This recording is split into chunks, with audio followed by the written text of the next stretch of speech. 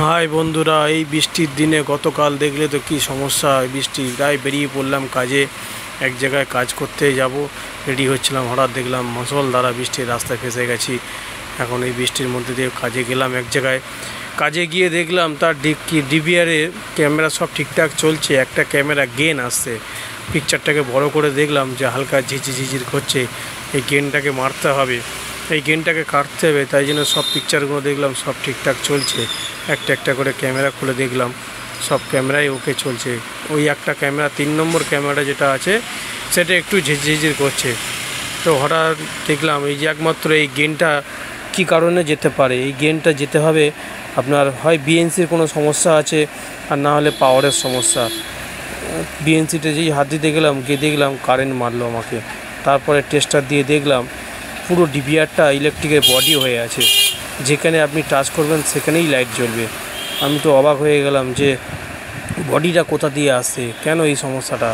এই সমস্যাটা যখনই কাজে যাবে, যেখানেই কাজে যাবে, আগে চিন্তা করে নেবে কাজটা হাত দেওয়ার আগে কাজটা ঠিকঠাক আছে কি না।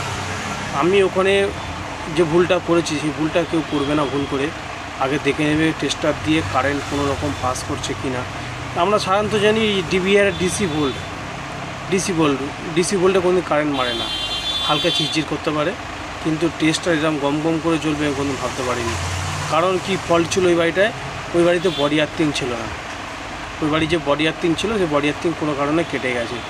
তাই বৃষ্টির ওয়েদারে বর্ষাকালে যখনই যে যাই কাজ করি, ইলেকট্রিকের কাজ করুন আর সিসিটিভির কাজ করুন আর বাড়িতে রাজমিস্ত্রির কাজ করুন, সবসময় চিন্তা করে নেবেন কোনো জায়গায় কাজ করতে গেলে আগে চিন্তা ভাবনা করে বুঝে সুঝে ভেবে চিনতে কাজ করবেন।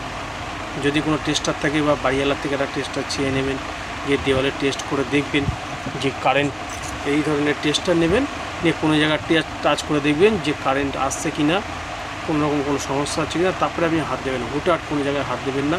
কালকে আমি একটা বড় ঝটকা খেয়েছি, সেই জন্য আপনাদেরকে সচেতন করছি। সচেতন হবেন, ভালোভাবে থাকবেন, সুন্দরভাবে কাজ করবেন, আর যতটা পারবেন মানুষকে ফাঁকি দেবেন না, মানুষকে সহজভাবে সরলভাবে কাজ করে আসবেন, এটুকু আশা আমি আমার বন্ধুদেরকে বলছি। রাখবেন, ভালো থাকবেন, ধন্যবাদ।